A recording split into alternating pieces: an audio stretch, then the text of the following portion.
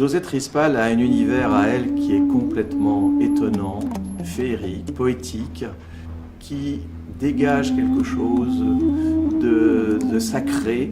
Et vous pouvez voir au cours de cette exposition différents éléments de son talent, à savoir aussi bien ce qu'elle appelle des chiffonnettes, c'est-à-dire ces sortes de poupées un peu magiques, recouvertes d'objets, de décorations qui permettent de les animer, de leur donner une vitalité exceptionnelle.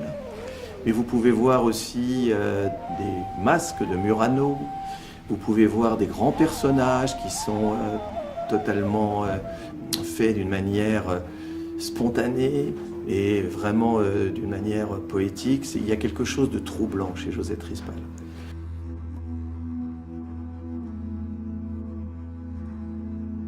Alors il faut savoir que Josette Rispal a une enfance qui était une enfance où elle était très solitaire, où elle a dû, de par ses origines paysannes, souvent s'adapter à une vie qui n'était pas très facile.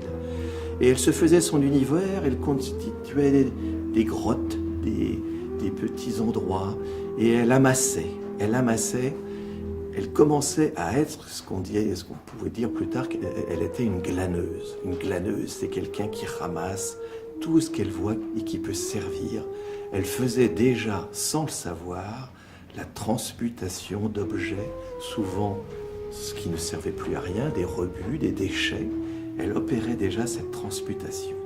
Et cela, ça remonte à ses origines paysannes et tout. Tout son univers s'est façonné autour de ces matériaux de récupération et à partir de ces matériaux très divers, à savoir le verre, la résine, le bois, le tissu, tout ce qu'elle a pu récupérer, elle en a fait des objets féeriques, magiques, je dirais même sacrés.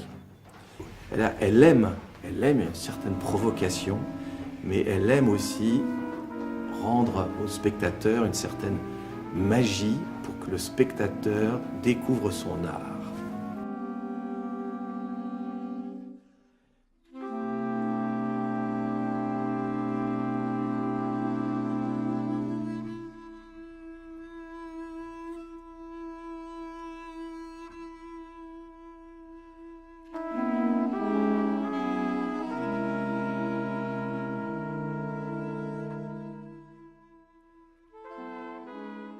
Alors cette exposition, Josette Rispal, elle a un titre, ce titre c'est Les Obsidiens en mouvement. Elle est originaire de l'Auvergne, du Cantal. Et en Auvergne, il y a une pierre merveilleuse qui est une pierre volcanique, qui est l'obsidienne.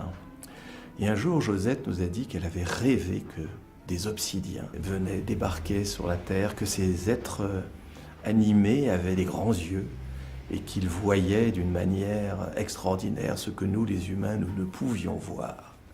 À partir de là, elle a matérialisé son rêve et elle n'a pas utilisé bien sûr la pierre volcanique pour faire ces obsidiens en mouvement. Elle a utilisé une résine, elle a utilisé en récupération des morceaux de verre, des morceaux de tissu et elle a créé ce magnifique assemblage de 160 personnages obsidiens.